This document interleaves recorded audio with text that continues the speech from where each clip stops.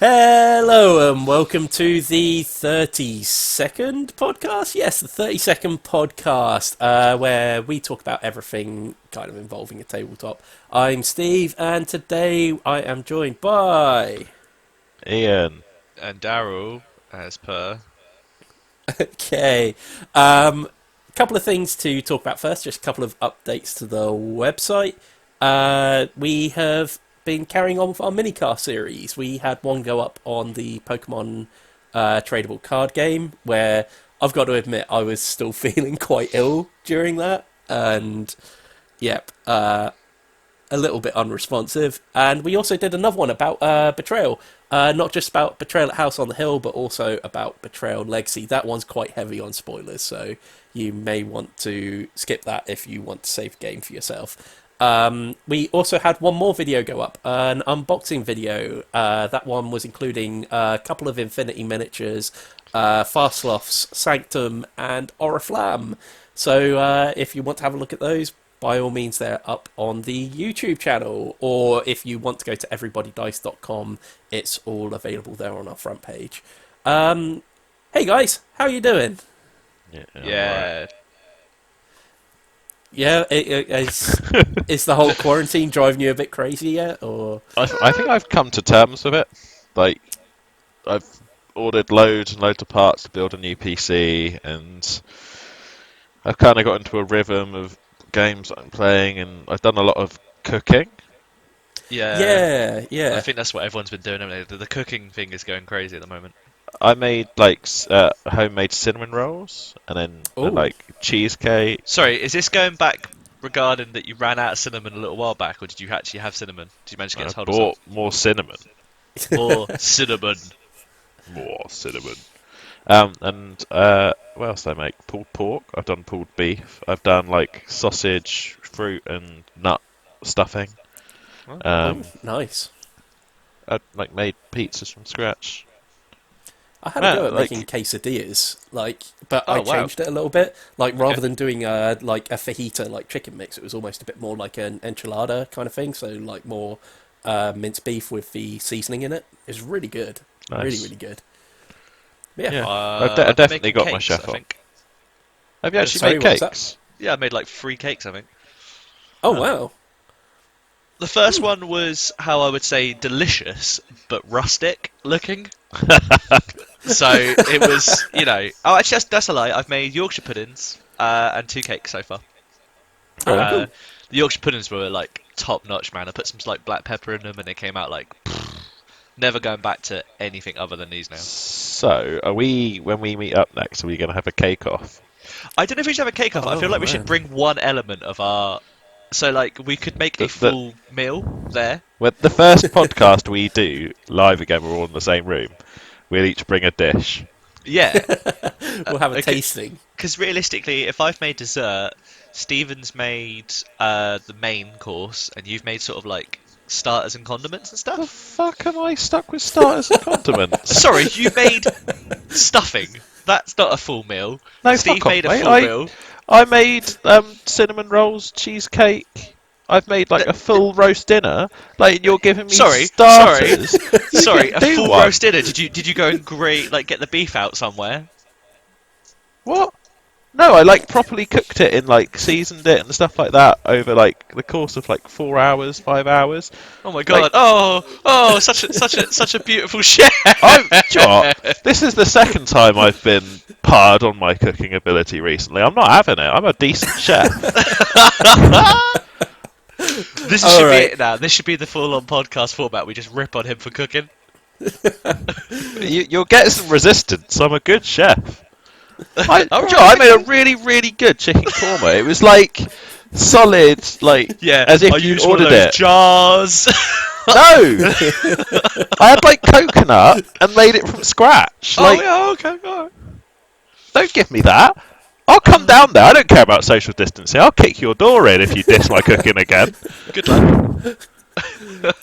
I'm going to kick your door in and I'm going to feed you some good food. Yeah. I'm going to push the homemade chicken korma down your throat. And you're going to like it. Right. Ugh. I've actually eaten all the stuffing, otherwise I'd use that. I'll give you a good stuffing. Wow. What we've been playing, guys.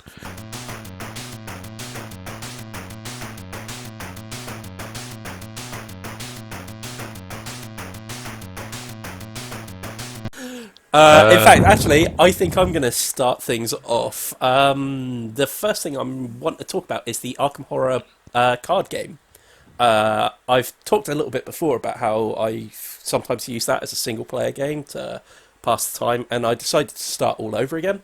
I don't mind, like, I'll say spoilers right here, because this is very much a story-driven living card game, which is really unique.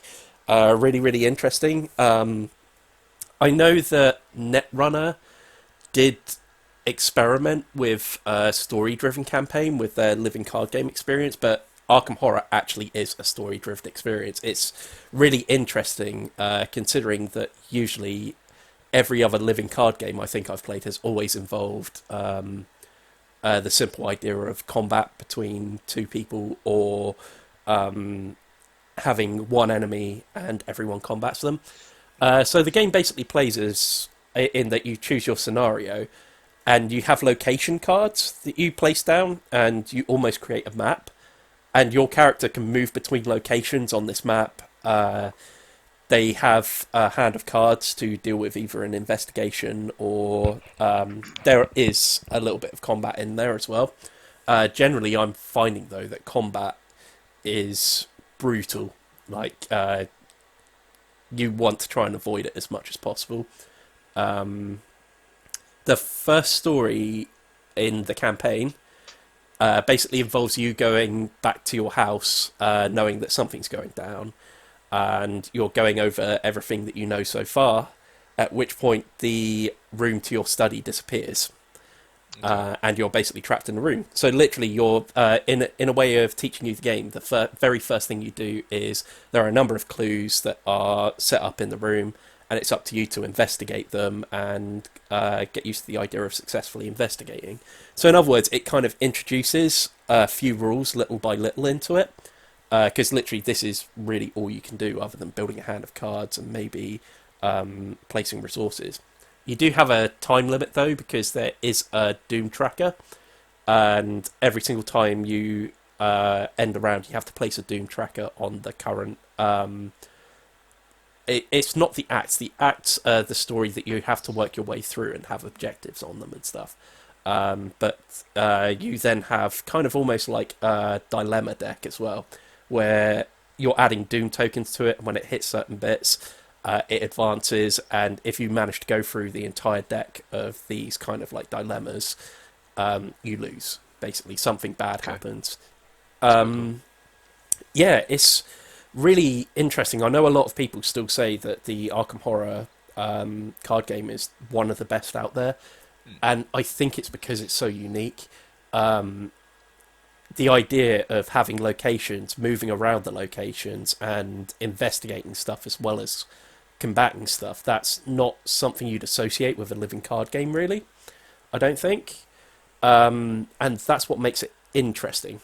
So in this game, after you eventually find your door, which turns out to be under your rug, now facing downwards, that you actually have to climb down through, you then can't access the study anymore. The study's taken off the map, and the rest of the house kind of opens up. You've got like an attic, cellar, and you've got a hallway, and you've got one other room. I've forgotten what the last room is called. A parlour, that's it. And the parlour is like barricaded off. When you get down there, it actually says that there's a barrier in the way, you cannot get in there. And the idea is you have to then investigate the rest of the house to find out how you actually get through this barrier.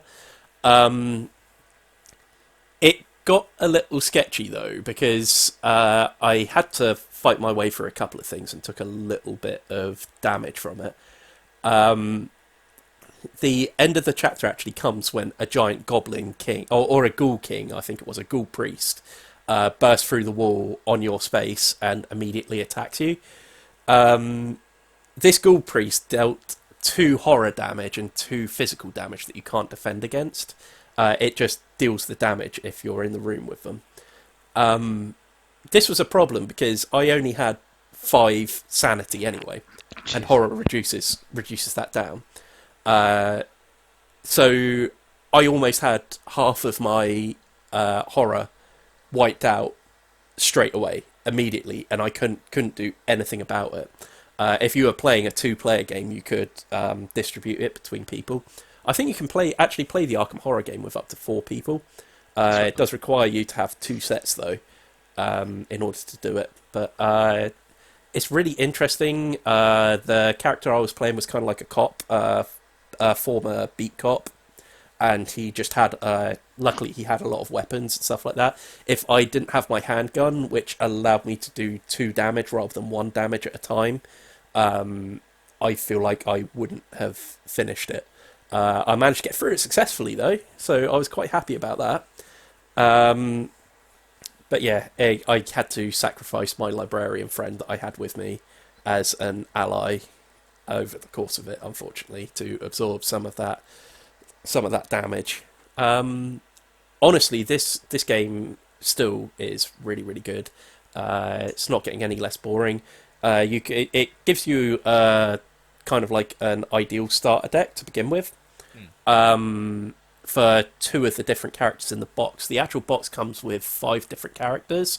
The rest of them you have to kind of like work out what kind of deck you want to build for them at the beginning of it.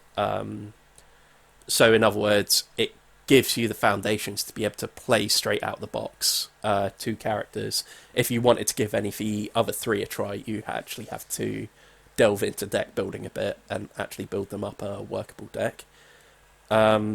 Lots of options, even straight out the box. You're given 3 different scenarios in the starter box alone, and then it's just buying expansions from there.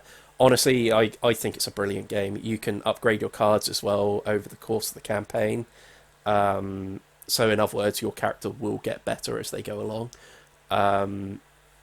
I think, though, that's just kind of like a natural part of deck building, I think, really. It's a fantastic game. I honestly couldn't recommend this game more. I think if you're into your HP Lovecraft stuff, it's pretty much essential. If you're into living card games, I think it's one you at least want to give a try because it's something completely different from every other living card game out there. Just because there's not as much focus on combat as there is exploring and basically puzzling your way through the game. Really interesting. Does really sound pretty like cool, it. actually. Yeah, I would like. I've actually only ever played it as a single player game. I've never played it with someone else. So maybe sometime I'd like to give that a try. Maybe at some point. That'd be cool. That would be good. Yeah. Anyway, that's pretty much everything that I have to say about Arkham Horror. You guys, I believe, have been doing a little bit of RPGing. Yeah. Should we start with Lancer? I guess so, yeah. So Lancer is an RPG based around mech suits. So the idea is you are a mech pilot with a mech suit, and you can be from any sort of background, and it's kind of like a free campaign where you do anything in the galaxy, but you're a mech suit pilot, which is a really cool concept. We tried it as a one-off, not really a one-off actually, because we made our characters. We started like a quick session to start with, like a session. It was almost session 0, wasn't it? Like to try and get the grips of the game. Yeah. Andy played a rocket artillery howitzer mech. I played a mech with a shield and power fist. And I had a dog. And a shotgun. And yeah, you played a dog. Yeah. A dog? Yeah, it was a dog mech. Oh, a dog mech. Okay. Yeah. It was basically, do you remember those like Zoid things you used to be able to buy and build as a kid or whatever? Yeah. It was one of those, and it had like 2 twin cannons on it. It was crazy. Oh, nice. Okay. So my character was a Norwegian penal colonist who stole a mech I think his whole thing is he doesn't really know how to use the weapon systems on the mech because it's a stolen mech. So he's just outfit it so that if you swing your fist, because he's a bit of a brawler, it's gonna do damage. It does And damage. he's strapped a huge sheet of metal to one arm, so he's got a shield. But yeah, it's a cool idea, and I think the struggle we had was it's a game where it seems to have a lot of focus on the RP. However, when you're behind the visor of a mech suit, the level of RP you get is fairly limited. Yeah, it's kind of weird because like we started off initially having to meet each other, I guess, but But because we of met our each other on mission, so yeah, we were in mech suits when we met. So the only way I felt like I could combat that is having the front hatch of my mech suit open with my big bearded guy with robot arms with his feet on the dash, blaring Norwegian music out of a speak. So you can have upgrades to your mech, and I chose to have a surround sound system. So I had like hard Norwegian rock music playing out of the speakers. I feel like I was drinking as well, a beer. yeah, I think you had a cooler, didn't you, underneath your crotch or Yeah, I've got something? like I have like a drinks cooler underneath my mech suit control panel, in such a way that I have to like sit with my left leg in the wrong place so that it can fit. It's just weird little bits like that, and it's a really cool idea. And we went quite into depth in our characters, but never really got a chance to play our characters. No, Like, weirdly, you played the mechs more. I mean, again, we only played a combat mission, so it probably would have been because I you think basically it's definitely designed where you can have missions where you're on foot.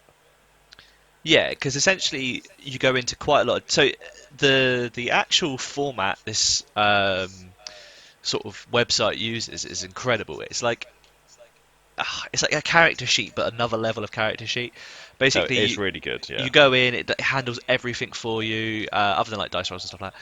But you basically make these really full-on sheets, and it like updates, and you can add levels to it, and all this kind of stuff. it So like tracks your turn as well, so you know yeah, how many actions you've made. it's so cool. It's really really cool.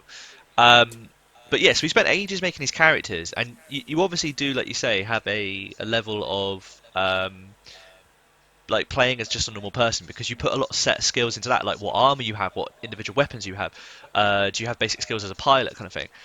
And then you go over to your garage and you build your mech up and you do the same thing. You put weapons into it and stuff like that. So I think it's one of those things where because we were so overwhelmed by it, it sounded really really good. But when we actually played it, it didn't feel as strong as it could have been, and it's a bit of a shame because we all kind of went, don't want to play that again. But I think it probably has potential. It's just we didn't really have I think it didn't scratch the itch we had no for RP at the time. So the like it was the mission we played was a combat mission, and it was quite RP light. mm, And no, also I think a lot of it, Andy got a bit frustrated because he kind of got torn to shreds. yeah. He picked mostly a ranged weapon, which he had to reload, didn't he, quite a bit? Yeah, so he had like rocket artillery and howitzers and Yeah, stuff, and and they're we like basically single got shot.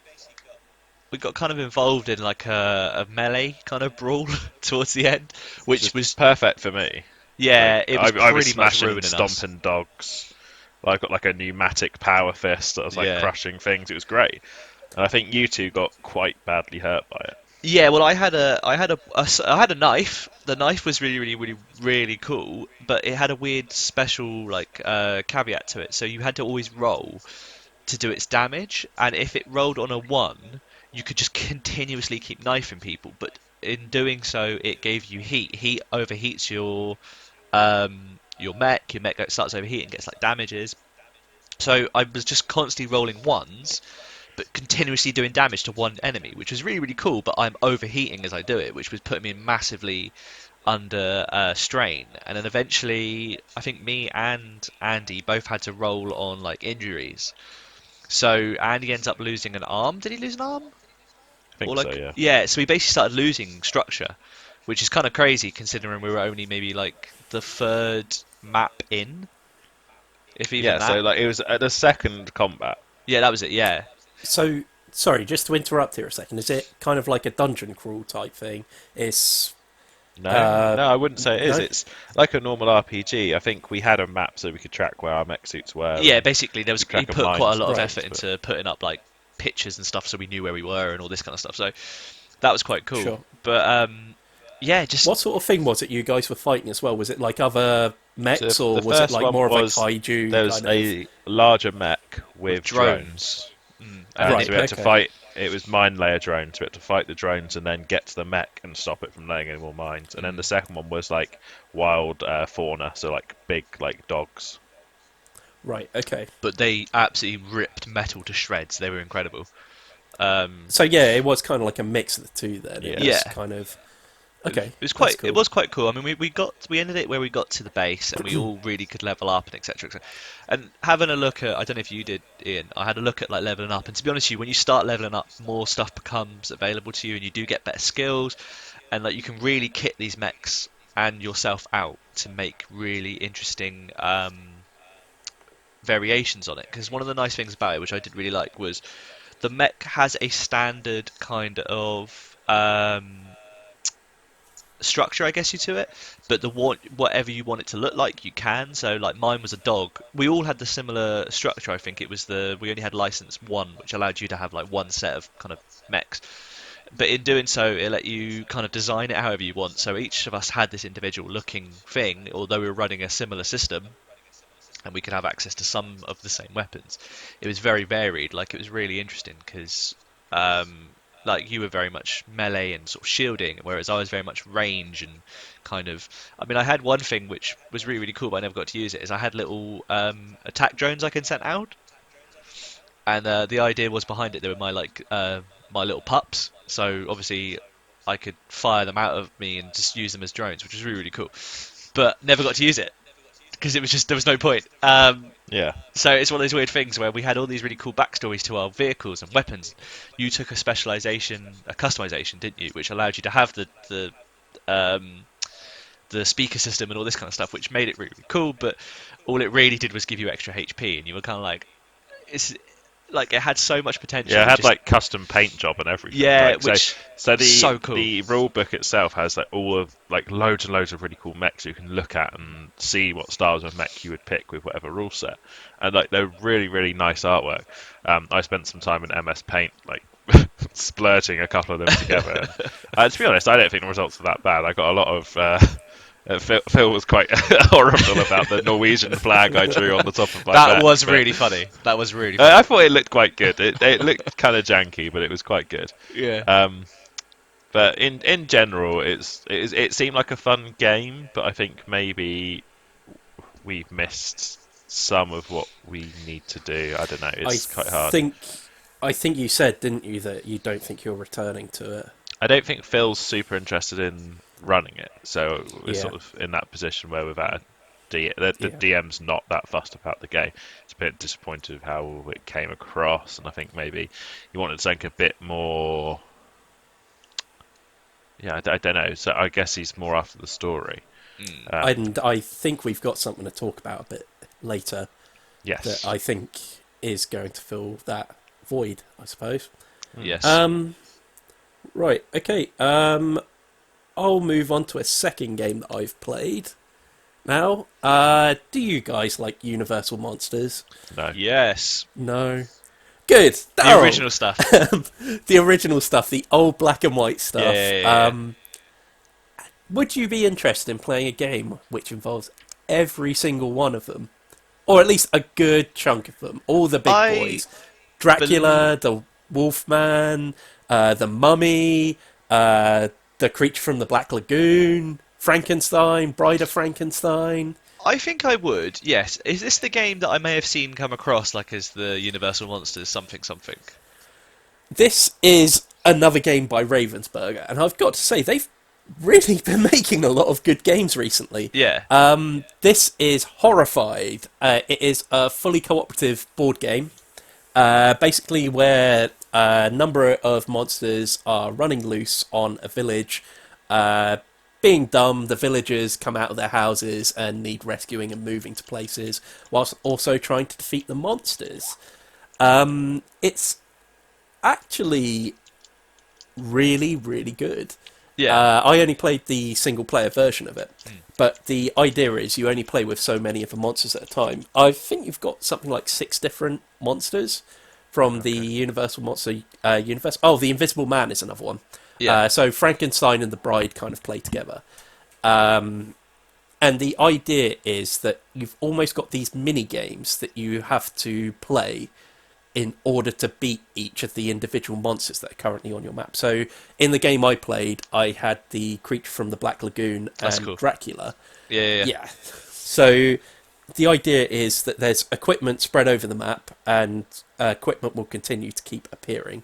The universal monsters can attack you, and they can attack the villagers. If they attack a villager and you're not there with them, they just die. And every single time a villager dies, you move closer and closer to the monsters winning.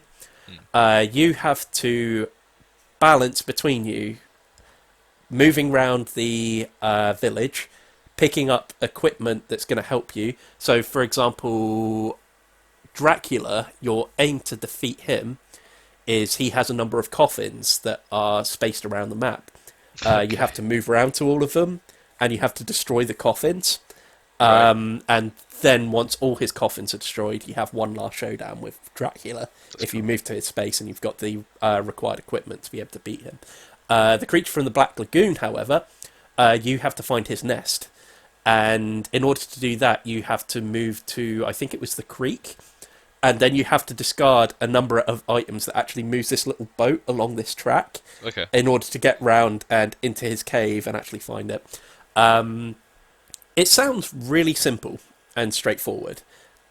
However, it's not so simple and straightforward when you have villagers appearing that you have to rescue quick, because if the monsters get to them first, you're very quickly going to lose the game. So you kind of really have to balance how you're going to do things. Generally, I found I actually managed to succeed as well in this game as well. So I've been on kind of a roll recently with my solo games. Essentially, I found you had to focus on getting rid of one of the monsters first, and then work on the second one. If you tried to spread yourself too thin by getting some of the way with Dracula, then some of the way with the creature from the Black Lagoon, you just were never going to get anywhere. If anything, it just gives two monsters more of a chance to get around the map and kill villagers. The whole idea is when a villager appears, they have a destination that they want to get to where they're then safe. So you kind of have to move onto their space and kind of guide them across this map. It's really, really good. Surprisingly good. I think it's another one of these situations where a whole bunch of simple systems are in place, and you just kind of have to manage between how you're going to work around them all. Which works a hell of a lot better than having one big complex system that you sometimes find in games. Like, for example, when we played Escape Plan, and a lot of people, although I really enjoyed it, there were a lot of systems there that were all working, and not everyone understood what each one of them did, and it ruined the enjoyment a bit. Here, all the systems are really, really simple. It's just a case of finding the equipment you need around the map, because each one reflects differently. So, in other words, you've got spiritual items, you've got like scientific items, and there's one more, and I've forgotten what it is now. Essentially, they're red, blue, and yellow, these different items, and each monster requires a different amount of each one in order to defeat them. Honestly, I really enjoyed this one. It's got massive replay value as well. You can make it more difficult by having more monsters on the map. So 2 was kind of like the introductory kind of like way of playing it. You can add more and more, so you can have up to 4 monsters on the map at a time. At which point, I imagine you would probably need more players to be able to handle that. I don't quite see how you could handle that as a single player. Having so much on the map that you have to deal with at one time.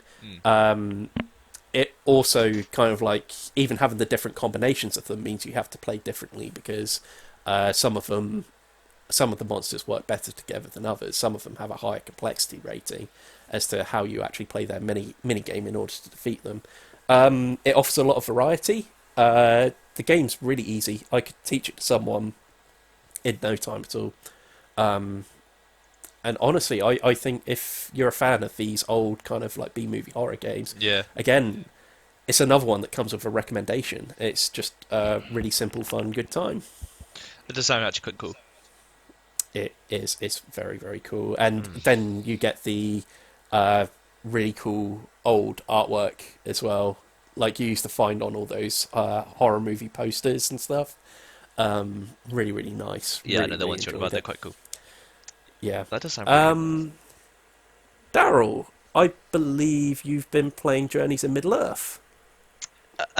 Yes. So I decided that I would give it a go because I think we started it a little while back and had a little go at it, and I wanted to kind of continue the campaign. I didn't continue R1. Um, I couldn't anyway. I think that was on your phone. Uh, yeah. Yeah. So I sort of started up a new campaign with just me, obviously, playing with two characters. One thing I have noticed is I probably picked the worst. Well, I wouldn't say the worst two characters, but I would say they're very much.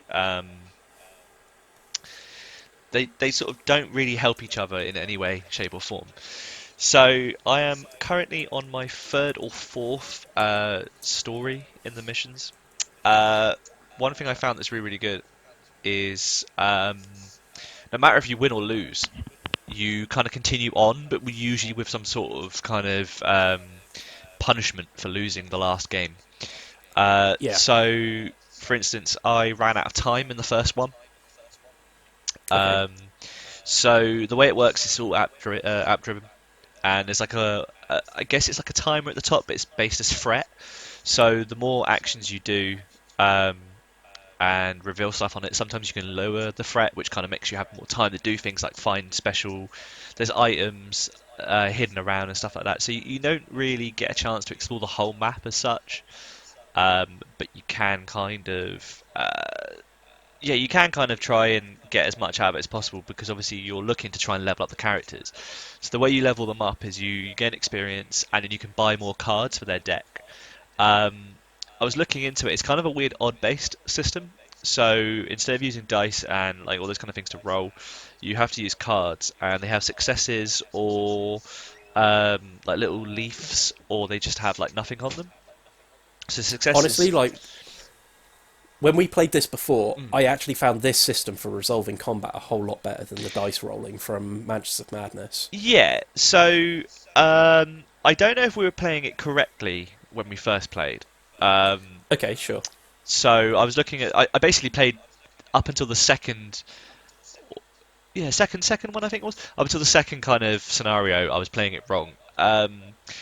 When you have cards with successes on them, it's counting as like each success counts as the weapon on there.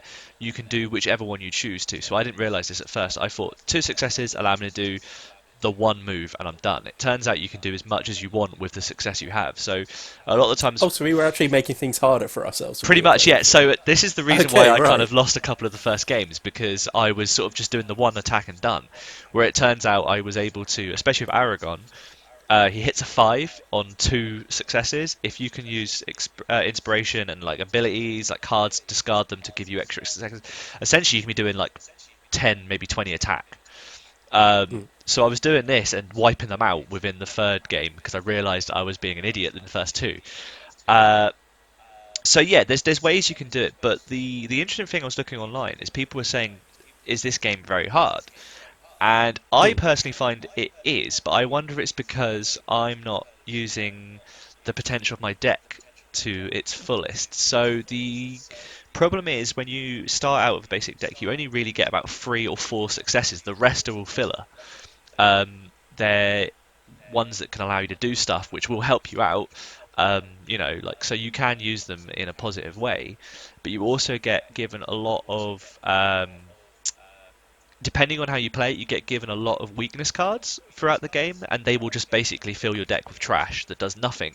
But just when you draw, you're like, ah, brilliant! I can't do anything with this. So it's kind of interesting. The more you play it, the more different things that come about from it. So it's quite cool. I mean, we got to the second stage, didn't we? Which was like a battle arena type thing. We We did, but I think We I cut. was on the verge of dying, I think, if I remember right, and you managed to finish Yeah. the So quest that we were on this just is in the time. weird thing. Even if one of your characters gets killed and taken off the board, they're not necessarily dead. So I found this in the first one where I ran out of time. It was okay. I went to the next one, which was the battle arena, which I had to fight a leader, and the leader was very strong. And I sort of wiped him out and thought, well, this is easy. And it turns out he does this thing where he gets back up again and basically starts all over again with like a second wind. But where it's all test related, you can kind of negate all this. And I didn't get a chance to because obviously I'd drawn so badly. So it really kind of penalises you if you do draw badly that you can't carry on. So I lost that, Yeah. completely lost it, and thought, well, that's great, the game's over now. But what it actually did was he just escaped, and I sort Okay. of took a stumble to my pride. When I started up the next one, it meant I was more fearful, so I had more fear. The fear gave me like a kind of weakness to something else. So it was basically one of the fear cards gave me a really ridiculous thing, So, like I can only draw half of my damage or sorry, something. I Carry think on. you were cutting out a little then. Yeah, so basically it gave me a fear card that allowed me to not take any. I couldn't do any test to stop damage, and another one stopped me from doing my full potential in fighting. So this was really interesting. I was really weakened Right. to start this I guess next that's one. quite hard then, isn't it? Because once you start taking, or once you start failing, it kind of Yeah, cascades. Like you're going to Yeah, keep yeah. struggling, keep yeah. struggling, I and mean, you have cards that allow you to discard those weaknesses and get rid of them. But then there's other cards. It just depends on the way you draw stuff. So sometimes, like at one character I drew on the ranger type lady, she essentially had a damage card that had to stay face up and would not let you negate any damage, but it gave you a +2 to attack. So you were becoming it was basically enraged. So you were becoming an absolute beast in fights, but you had to make sure you took that enemy out because the counter attack meant they were hitting you, and that was it. You were getting attacked. No damage was negated. So I really liked that aspect. The one with the fear on Aragon was just crazy. It was like he's potentially he does free. You draw 3 cards for him, but you can sort of negate it with other cards, which allow him to do so much damage. But because I was only doing 2, it meant I was limited to what I could do. And because there's only about 3 successes in the actual deck I had, it's very, very difficult to kind of get that pull you want. There's ways around it, like cards do, like I say, different things, and you can do different scouting maneuvers and stuff like that. But overall, I think as a whole, playing it with just 2 characters is very difficult. I think you need like a band of maybe 3 or 4, even if you are playing as your own, Oh wow. just to kind of. So when you were playing solo, were you playing with multiple I characters? was playing with 2 because you have to play with 2 characters at least. Um, Right. Okay. the app won't let you do anything else. But it's just interesting because, like I say, I've picked a Pathfinder and I've picked a Captain. And although the Pathfinder later on lets you move a lot of characters for free, which is really, really good, initially all characters, like their like jobs, don't really give you that much of an advantage to start off with. The only one that really, really weirdly does a lot is the musician. So the Okay. musician job basically inspires people with songs. Now they're not exactly the job. You can pick any job for any character, but the way they sort of suggest it is you pick it for the character has its own special kind of the job that it should be given kind of thing. So the way they sort of suggest it is you could put it on any character. So you could put it on an absolute beef house. So maybe Did like you have musical Aragorn? you could have musical Aragorn, but the one that would make more sense is to have musical Gimli because Gimli's quite like strong and he can take quite a lot of damage. So he doesn't need necessarily to worry about getting in a fight because he's very strong. Um, but the way the musical harp works is it is a weapon, but it also gives you inspiration, and inspiration is something you can use as a sort of spend to try and convert your cards and help with rolls. So it's very much like um, you need that in a way, almost like you need this kind of wizardy buff to go around playing a lute or playing like a weird musical instrument while everyone else is just fighting orcs. Essentially, So it's the guy out of The Witcher. like, okay. but So go on. one thing I really wanted to ask before we move on is did you notice whether it played differently second time around? Because one thing I have noticed with Mansions of Madness is little things change over the course of it, but generally it seems like every scenario has a framework that it follows. Yeah, so I've played the first scenario 3 times now, and essentially it does give you the same map tiles, and you are looking for tracks. I think it positions stuff differently, so like the items will be Yeah. positioned differently. And I know one time we were going south, towards where the footprints were when me and you were playing, and I think in this one it was trying to get us to go north initially, and then but yeah, essentially all of the stuff is the same, which is a little bit of a I wouldn't say it's disappointing, but a lot of people have been crying out for like a not like a sort of one scenario done kind of thing, where it takes all the components, mixes them all up, makes a jumble, and then you just play a scenario you're done kind of thing. Yeah, I'm wondering how well that works, though, when you're actually making a cohesive game, because they have much the same thing in Mansions of Madness in the rooms where things take place in, they're always going to be the same. Yeah. The items you're looking for, it's always going to be the items you're looking for. It's not going to change from game to game. No. What's going to happen is little events and things like that. Perhaps the positioning of where rooms are and stuff like that might be different on the map compared to other games. However, if an event happens in a certain room, it's always going to happen in that room. Yeah, so this is the only thing. Like I say, it's because the other mission's been fresh. I can't really say, but it does appear to be that most of the people are saying online that it's a very lengthy campaign. Like it can take absolutely ages, and having lost 90% of the campaign so far, I think has changed the way that the next mission would start up and the way that I would go into it and what I'd have to do, which is kind of cool. But essentially, yeah, it would be because it's a story-driven game. It's essentially the same game no matter what. I think it would just depend on who you play with and what characters you choose, and if you put any of like the hard mode stuff on, all that kind of stuff. So it's very good for a one-time game. I'm not 100% sure on the replay value at the moment. Okay. Right. On that, I have one more game to talk about. I'll probably talk about this one fairly quickly.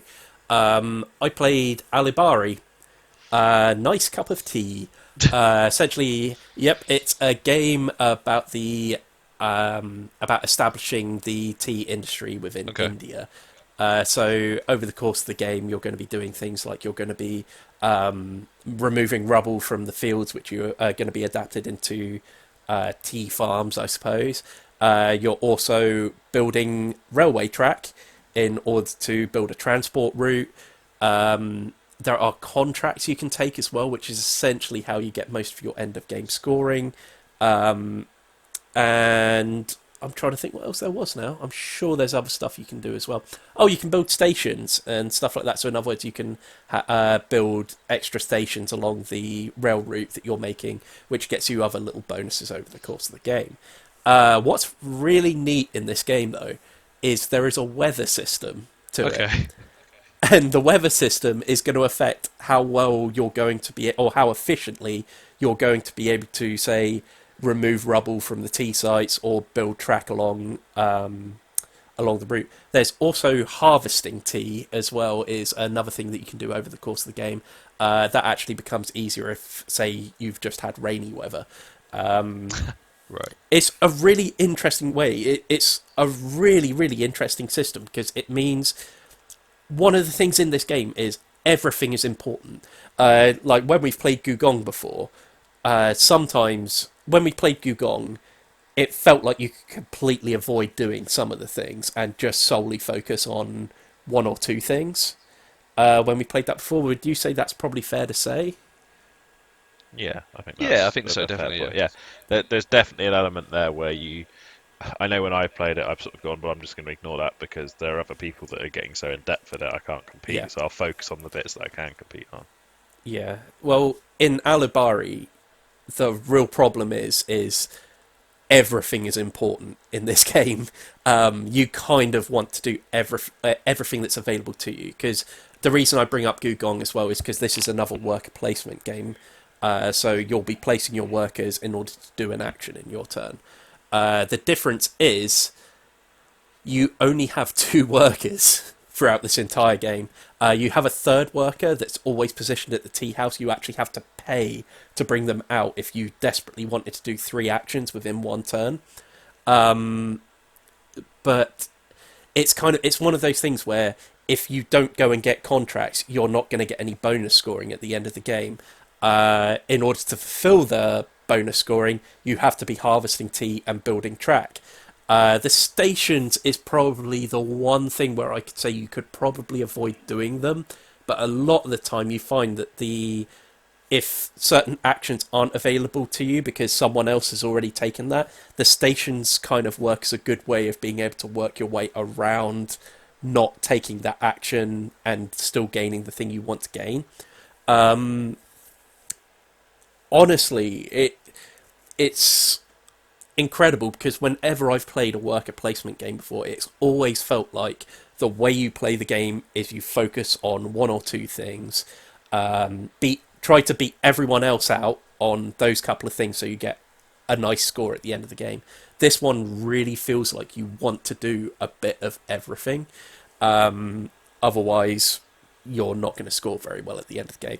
The solo game that I played actually was just basically a score attack. You've got a list at the back of the book that tells you how well you did depending on what score you got. I really did not do well on my first go at this.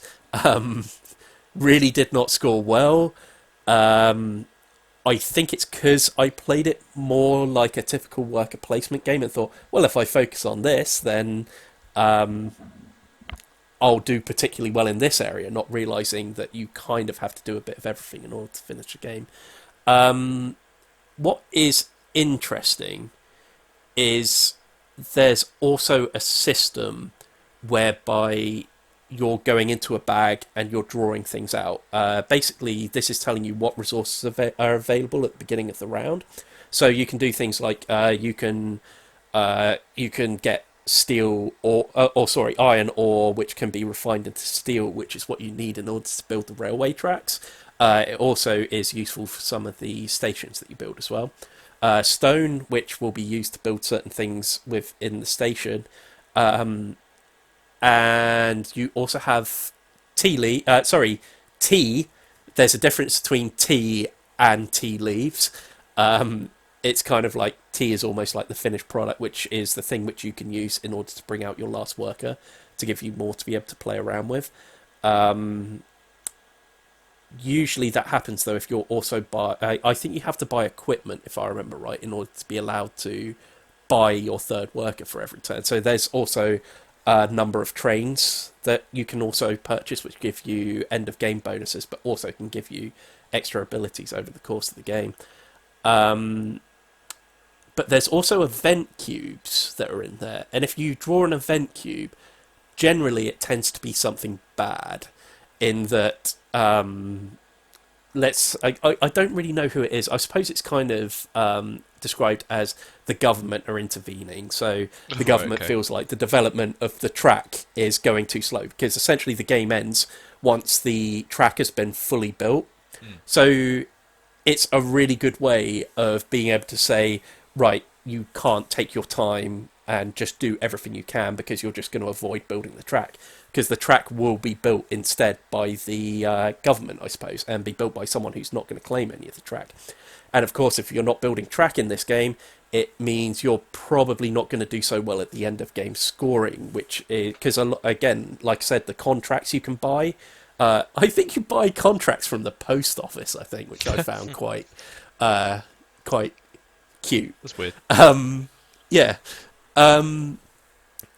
The bonuses that you get at the end of the game usually depend on how many tracks you've built, or how many stations you've built over the course of the game, or how much tea you've got at the end of the game.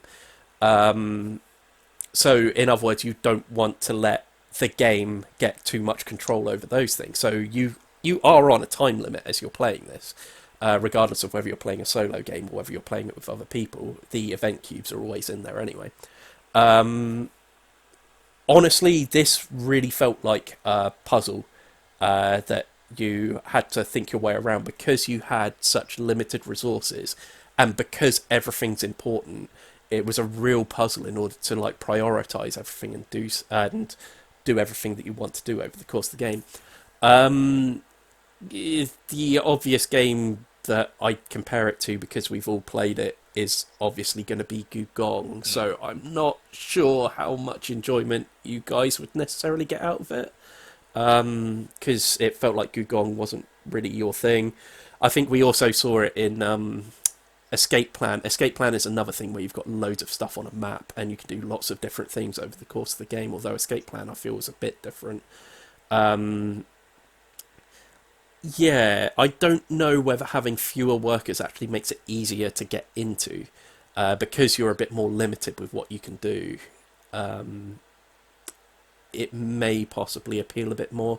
I'd be interested to see what you guys think of it, Yeah. because I really enjoyed it. I actually would go so far as to say I think it's the best game I've played this year so far. Uh, but for a long time last year, the best game I thought I'd played was Gugong, and no one else really seemed to enjoy that one. So it will be interesting to see what you guys think of it and what the comparison is like between them. Anyway, I think I'll leave that there, and you guys have got one more thing to talk about, I believe. Yes. Yeah, we played Call of Cthulhu. Nice. I will say I'm kind of like looking to join this game as well soon.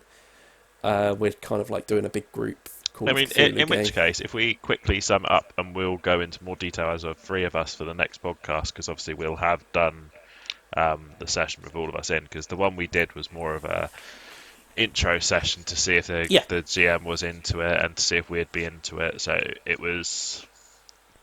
Well, we didn't play a light version of it, but it wasn't as in depth as it will be now. We've got our own characters because we spent the last few days all building our own characters for it. Basically, it was set in like a small American town, and we were like a spooky news crew. And the idea was that kind of makes it sound a bit Scooby-Doo almost. It was a little bit. We had a Scooby-Doo, van, but- so yeah, probably. We started the game with amnesia, so we didn't know what was going on. So we sort of had to piece together the happenings and who was responsible for it, and then stop the bad stuff from happening, and at the same time, stop the horrible illness that we'd all taken. So we'd all been like cursed to vomit like horrible spiders. Speak for yourself. Oh, wow. Okay, most of us were diseased in some way. At one point, we found a guy who was in the later stages of this. He exploded, which sort of gave us a bit more of a push in the right direction of, yeah, this is not something a hospital can sort, and you're going to need to sort it. So I kind of dedicated myself to getting a book of spells that would help us. My character's partner was killed in this, and I didn't remember, so I spent a lot of the campaign looking for her until my character remembered that she got crushed and destroyed by some random old god. But it ended up us setting fire to a member of our group and then setting fire to a house. Yeah, we got really into setting fire to stuff towards the end. We realised... it sounds like there's a lot of setting fire in a lot of these RPGs. Well, we took us a while. realised that the little pus spiders that were going around really hated fire. And acid, apparently, according to Phil afterwards. But yeah, they hated fire. So Sean got attacked by one, and we thought, let's try and set fire to it. Ended up dousing Sean in petrol and setting it on fire, and he died. But and then later on, we found like a cultist who was set to this weird cult to do with these spiders. So we set her on fire, and then put a bullet in her head for good measure. And then we went to the place where the source was and set fire to the house. That was quite good. Yeah, it was good. I'm looking forward to having a bit more in-depth built around it. So I've got like not a washed-up detective, but like a detective who's had a bit of bad luck recently for a character for the next one. And you guys are both playing scumbag photographers. No. Oh, Actually, God. No. paparazzi. Get it right? You can deny how much scum you are all you want. I'm not going to do it at all. I'm literally going to be playing as just the most surly individual, just really just so uncaring. Literally, the only thing he cares about is getting good photos. He's got an addictive personality, so he's going to be constantly smoking Oh my god. and possibly getting drunk. He's just like trash, pretty much. But yeah, Yeah. not really you're- too you're many both- other skills outside of taking photographs, basically. You're both garbage people. Yes, yeah. But yeah, I think this is going to be real fun. I think. Yeah, I think it's something we can go into a lot more detail in when we've all been part of the campaign, especially as it's happening soon. It'd be nice to save like the proper stories until we're in like a proper story. Yeah, but I really feel as if like a game like this is really going to lend itself to really having to deal with flawed individuals and things like that. Obviously, I think Phil explained it really well when he said, none of you are heroes in this. You're just people thrown into a situation, basically. You've succeeded if you survive. Yes, yeah, pretty much. So yeah, it's going to be a bit of a different RPG experience. Yeah, I I'm think it'd be looking quite cool. forward to it. Yeah. Okay. Are we leaving it there then? I think so, yeah. Then we've got some news to talk about.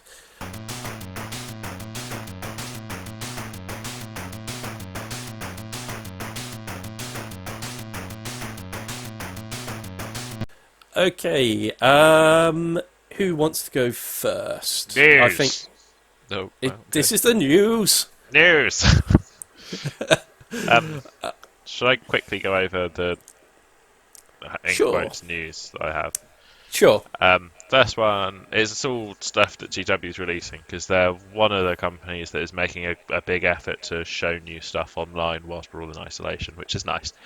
Yeah, definitely. The first thing they showed was the new Sister of Battle and Eldar model that's based on one of the books, I think. I'm pretty sure it's based on the book, right? I think they said it's part of Is the.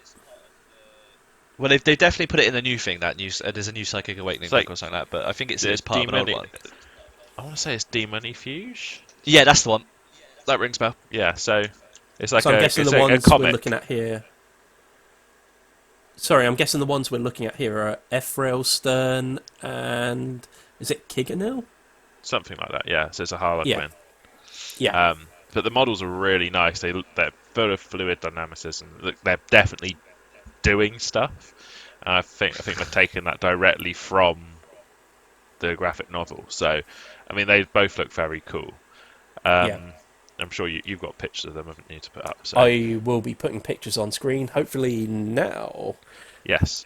The next one is there's new Underhive release, so like informants and stuff like that. So there's first one's a doctor, so she's a really cool model. Again, this will be up on the screen, but it's like basically like a rogue doctor you can use to help heal your clan. Really cool. It's got special rules that help you do that as well. There's another one that's like a gang lookout or something like that. It's like a snitchy sort of guy. He's like talking into his wrist comms. He's very cool as well. It's got like some nice artwork with it too. Really cool. And then there's some new Escher kit. So there's like a new like double-barreled shotguns and axes and things. They all look very Escher, except maybe the hammer doesn't look super Escher, but all the other kit does. I really like the sort of power glove thing. It's like almost a power fist claw. Yeah, it's a bit more of a claw, isn't it?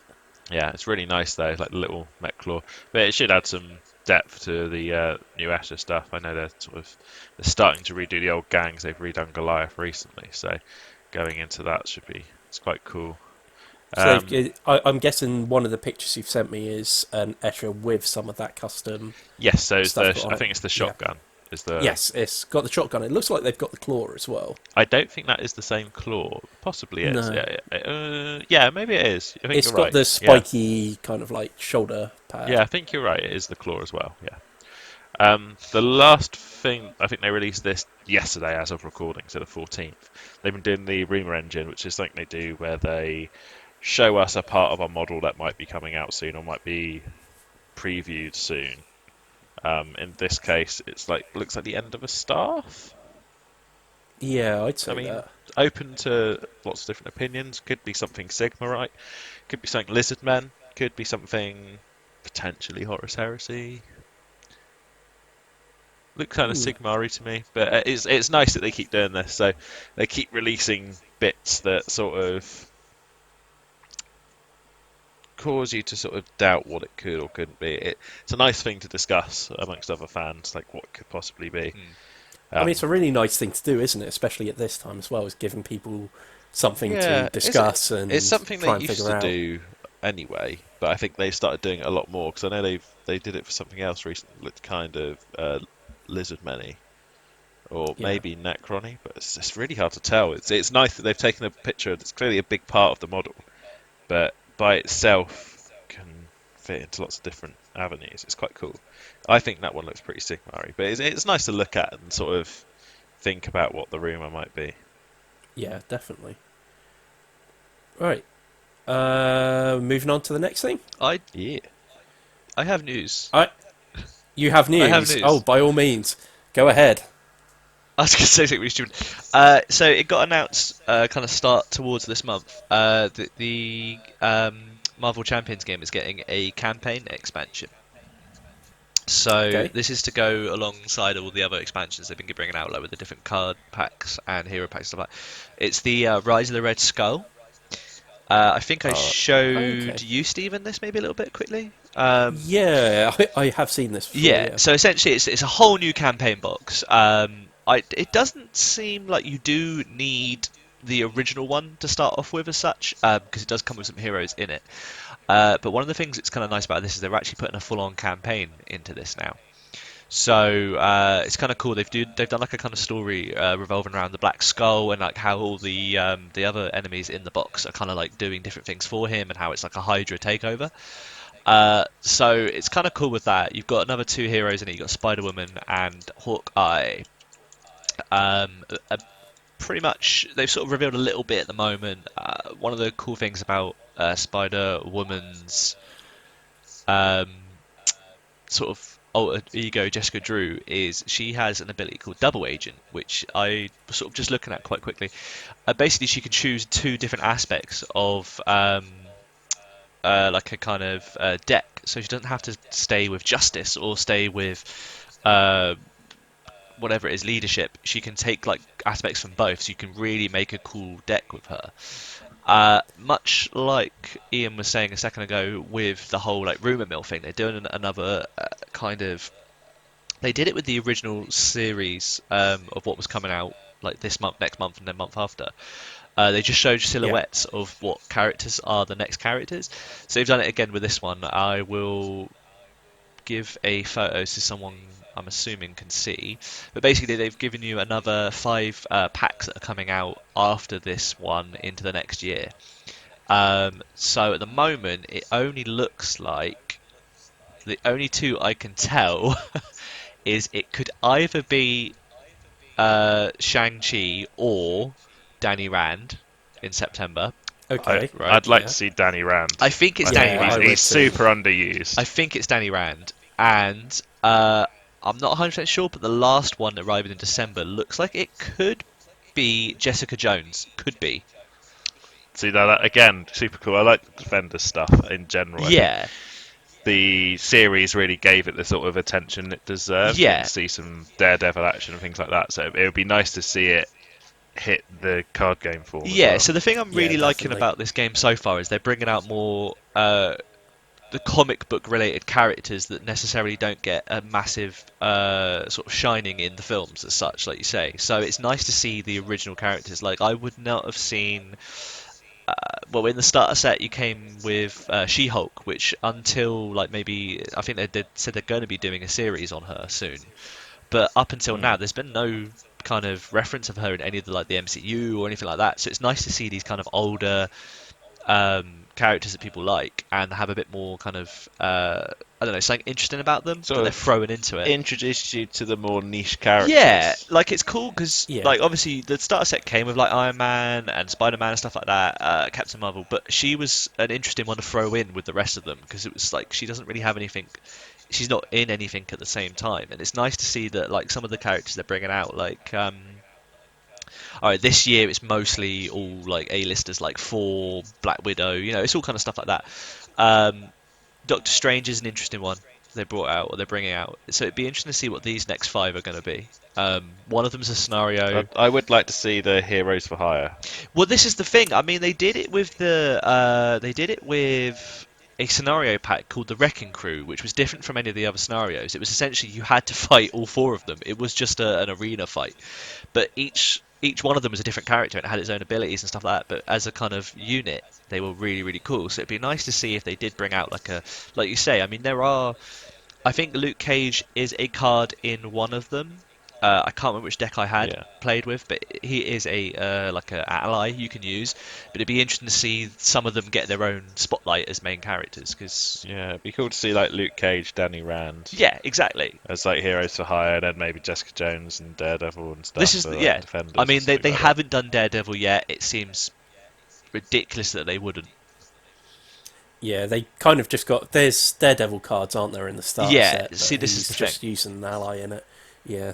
It's whether they're going to actually expand those allies out into their own sets, or whether some characters they just want to keep as allies. I'm not quite sure how they're going to work. So far, Spider-Woman has been in a couple of the artwork for different cards. I think she was also an ally. I can't remember, but I'm pretty sure she was. So now she's getting a full-flown card. It's interesting to see. Okay. And the same with Hawkeye. Hawkeye's getting another Hawkeye card as an ally. I think it's his... Kate Bishop, so it's kind of interesting that they're getting allies as well that aren't in the older series. But I think it'd just be interesting to play like a campaign mode as opposed to, because you've got the Red Skull, obviously you've got Crossbones, you've got Absorbing Man, so there's some really cool but also niche characters coming in. Which is interesting. I mean, anyway, I'll let you guys get on to the next thing, but it's nice that they're kind of bringing out not just more scenarios and more packs, they're bringing out a new kind of way to play and a new way to kind of get into the game, which is hopefully going to keep going. I will say that the thing to note with this is Fantasy Flight have done this before. Yes. I've mentioned before with Android Netrunner, they had the Terminal Directive expansion, which was...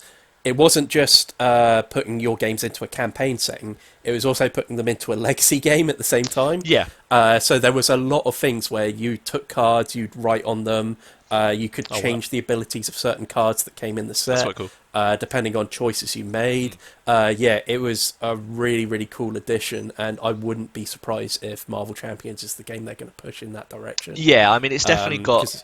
At the moment, with all of the Disney Plus and stuff like that, it's very much got quite a lot of hype that can carry on. It would be a shame if... I don't know. It'd be a shame if they were to cancel it at the moment, because it seems like at the moment it's quite in its prime. It's very hard to get hold of stuff for it still. It's one of those games. It's very much like the initial run of Destiny. Very hard to get hold of stuff. So it's obviously doing well. Anyway. Yeah. Okay, we always seem to end up talking about CMON Games on this podcast, and we're going to do so again, because there was a bit of a shocking headline out over the course of the last couple of weeks, saying that a CMON audit could shut down the company. There's been an update since, and I will start this by stressing that they are not going to be closing down.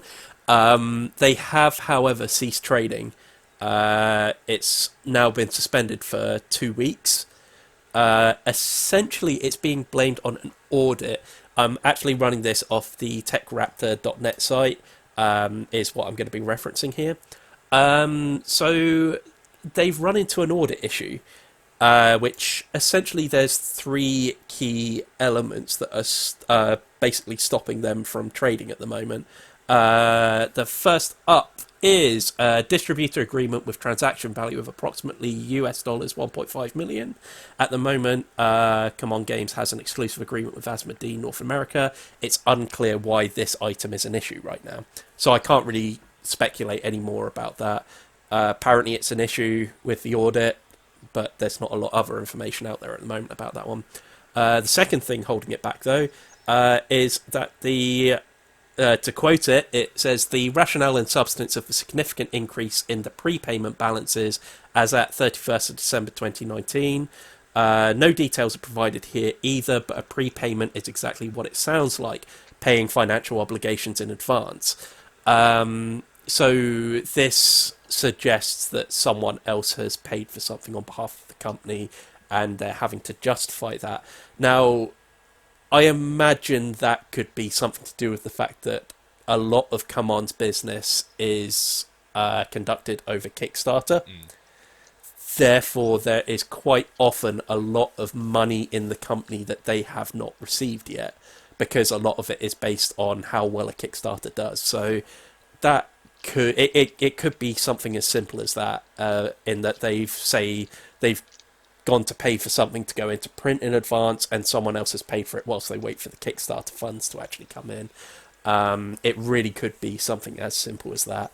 That's just me speculating here. What I think's interesting about that particular point is a company of that size still uses Kickstarter so prevalently.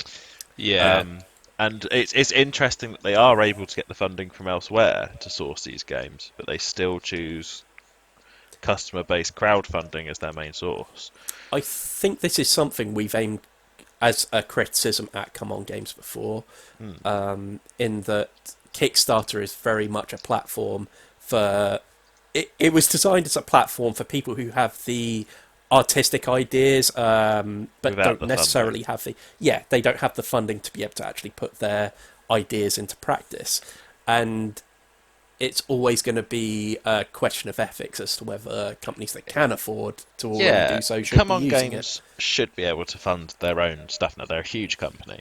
But Yeah. I think what this audit brings into question is, financially, have they been sensible enough to be able to fund their own stuff? Yeah. So I think that's very interesting that a company of that size might still be running off of the promise of money coming in from Kickstarter, when realistically, once you get to that size, maybe you should be self-supporting in some way. And it remains to be seen, doesn't it? Because is the money that's come in a loan so that they can fund it, so that the Kickstarter can take place, they can pay it back? Or is it, say, the owners of the company moving money into the business to fund it themselves? Because in which case, why aren't they funding it themselves and selling it? Yeah. I don't know. I guess that there's definitely advantages to using Kickstarter, but I think, as you said, the morality of that is there's businesses, artists, intelligent, creative types that don't have the huge swing of a large company behind them that need that platform to develop their ideas. And why are a company that should have that huge swing using that platform still? Yeah, I mean, the other thing is to say as well is how often do you go onto Kickstarter and on the front page you obviously have a CMON game on there always. quite often, and they don't need that. That is a spot that could quite easily be taken up by someone. That could be who filled isn't by in that a position. single man that makes resin miniatures for a game that he's designed himself, or Yeah, a couple of guys that have made a new system to I know that I know, for example, taking it away from board games for a moment, because Kickstarter isn't just about board games, as of much course as it's it not. gets used a lot for that. But I know someone that I know recently has got a smartwatch that has headphones that are like wireless headphones that are built into it and charge from the watch, and he can click a button and they pop out and he can wear them, and it works as like a smartwatch in the meantime to track his heart rate and things That's like that, actually and plays really, his really music. cool. Man, Super that's spy. incredible. Sounds Yeah. super spy. And it's Yeah. an absolutely brilliant idea that someone clearly didn't have the funding to push through and has managed to sort it using Kickstarter. Now, Yeah. that now has a platform to develop into quite a large company, and I doubt they'll be going back to Kickstarter to manage their further progress. Mm. But for some Yeah. reason, CMON Games do. And I don't Yeah. understand it. And I guess that's not for us to know. That's their business model. But considering they're having audits and complications like that, it does make you wonder why. Well, the third thing that was brought up from this audit that's currently stopping them from trading is, again, to quote this, other information as required by the auditors for their audit procedures on certain audit issues, including going concern. And it kind of just explains then that a going concern more or less means that a company is able to keep the lights on, and it seems like there might be an issue here. That's kind of crazy. So what does It, that mean in layman's terms? Because to be honest, it isn't made very clear, but I will say CMON have actually responded to that to kind of... Basically, to quote CMON Games, they've said, going concern is a highly technical accounting term referring to a situation where net current liabilities are greater than net current assets. This happens for CMON Games from time to time since we record funds received from Kickstarter as both a liability and an asset. The money is an asset we receive from our backers, but it is also a liability we owe to them that is not fulfilled until we ship our products. so And that's I them basically think, saying a whole source of their profit isn't recordable as profit because it's not profit until they receive it. yes, Yeah. pretty much. So yeah, that's basically how they've explained it there. And to be honest, I think that's fair enough. Something that is quite worrying for people is the idea that some Kickstarters may be at risk because of this. I will say, CMON Games have promised that every Kickstarter will be fulfilled. A lot of people are saying at the moment that the real concerns were the Bloodborne board game and the CMON Time Machine bundle. The Time Machine bundle is kind of where they bring back old Kickstarter deluxe items to be able to sell to people that maybe only have the standard version of the game. And I think that kind of sheds light on why CMON use Kickstarter so much. They use it as a platform for releasing deluxe products to people that are simply too expensive to be selling at retail. The question is that really necessary? Why not just make guess a it certain does number? allow them to gauge the popularity of a deluxe product before they put it into production. So I guess it's hedging your bets, isn't it? Because if you said, right, we're going to make 200 units of this deluxe product and you sold 50, using Kickstarter you get an exact number of who's interested in deluxe products and you can produce that many. So Yeah. I can see why. There's an element there, but surely you could implement a pre-order system on your own platform. Exactly. This is the argument here is why not make a certain number of limited edition products that you can just sell through your website? Because surely, at the end of the day, always doing it for Kickstarter. Kickstarter are taking a fee. Like, this is the thing. So of course they are. you almost want to know is how much they take off them that they could be using to pay for, like you say, running it on their own system. Or it's a very weird way of doing things for such, like you say, a big company. I don't know. Yeah. The last thing I'll do, just in case anyone watching this is currently backing any CMON Kickstarters, they did release a list of the status for all of their current Kickstarters. So, for example, Starcadia Quest is fully shipped out to backers.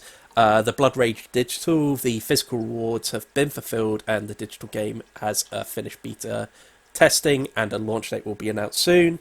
The Time Machine apparently it's already partially fulfilled. It's been slow due to the lockdown, but it's still moving forward. Munchkin Dungeon and Project Elite are on the way to their fulfillment centres. There may be some delays in Europe. Marvel United, Bloodborne, Night of the Living Dead, Trudfang Legends, and Zombicide 2nd Edition are in various stages of production as per schedule. And it directs people that have backed those projects to actually look on the project page as to the current status of those games. So, yep, that's CMON Games. They are not shutting down. Okay, we have no audience question this week, unfortunately. If you do have any questions you'd ever like to ask us on the podcast, you can send them to mailbag@everybodydice.com. Really, ask us anything. The last podcast we had a question about video games. We're quite happy to answer whatever you want to ask us about that. So please do send them in, and we'll answer them. I will on answer a future podcast. any questions about anything except for my whereabouts on June 25th, 2011. Okay. Now the thing that you've I will brought that no, I up, can't. so people Yeah, well, I guess they'll never Oh, know. I the won't answer it. mystery! Such mystery. I didn't answer it to the police, and I won't answer it to you. Wow. Can't prove anything. Okay. Okay, fair Yeah, enough. fair enough. Got us there. So all that leaves us with is this week's big topic.